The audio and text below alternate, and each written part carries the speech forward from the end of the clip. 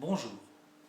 Comme vous le savez, voter blanc, c'est voter nul, c'est voter pour rien. Vous vous déplacez, vous glissez un bulletin blanc, mais malgré tout, ça n'est pas pris en compte. La seule façon pour que ce soit pris en compte, c'est de réformer la législation et de mettre le vote blanc comme un vote utile.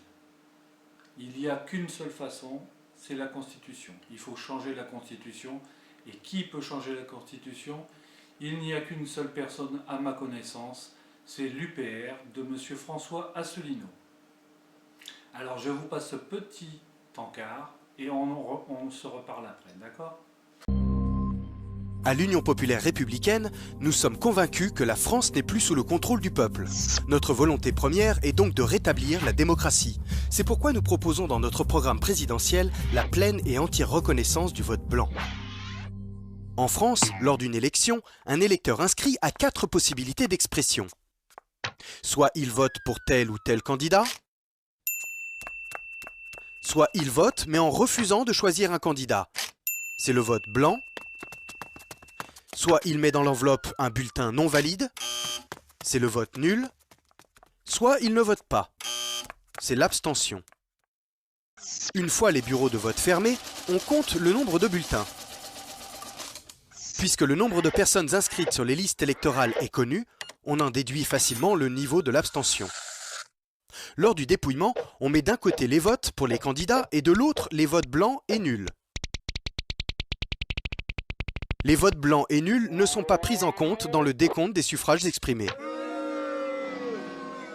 Enfin, on compte le nombre de voix obtenues par les différents candidats. Si on prend l'ensemble des résultats du vote, on obtient cette répartition. Maintenant, gardons uniquement les votes en retirant l'abstention et les nuls. On constate que le gagnant de l'élection est le vote blanc. Mais aujourd'hui, le résultat de l'élection nous est plutôt présenté ainsi. Le fait d'écarter les votes nuls du résultat semble logique.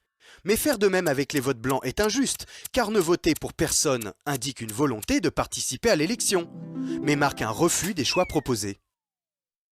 C'est d'autant plus injuste que, les votes blancs n'étant pas soustraits du nombre total de suffrages exprimés, voter blanc en croyant ne voter pour personne revient en fait à voter à part égale pour tous les candidats.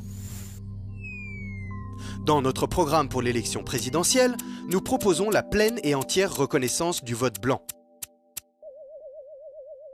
Ce qui veut dire qu'une élection à laquelle le vote blanc arriverait en tête serait annulée. Le scrutin serait reporté de quelques mois et tous les candidats de la première élection auraient interdiction de se représenter, ayant été écartés par la majorité des électeurs.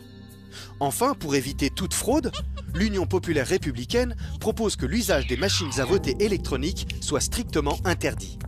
Les élections s'effectuent au scrutin secret et manuel, au moyen de bulletins de vote en papier, d'urnes transparentes et sous la surveillance des citoyens. Ces propositions permettent d'améliorer l'offre politique et participent au rétablissement de la démocratie. Voilà, vous avez vu la petite vidéo qui n'est pas de moi, mais c'est très explicatif. Donc ce qu'il faut faire, malheureusement, c'est d'aller voter, mais voter utile, c'est-à-dire voter pour l'UPR, afin qu'il puisse vous donner le droit, pour les prochaines élections, quelles qu'elles soient, quelle que soit la question posée, que ce soit pour un référendum, que ce soit pour des élections législatives ou des élections présidentielles, si le vote blanc est considéré comme réel, de ce fait-là, si le vote blanc arrive en premier, il annulera automatiquement l'élection et vous aurez gagné. Donc, malheureusement, pour ceux qui votent blanc, je vous dis que pour les prochaines élections de 2017, il faudrait voter pour M. François Asselineau de l'UPR. Voilà, une bonne journée, au revoir.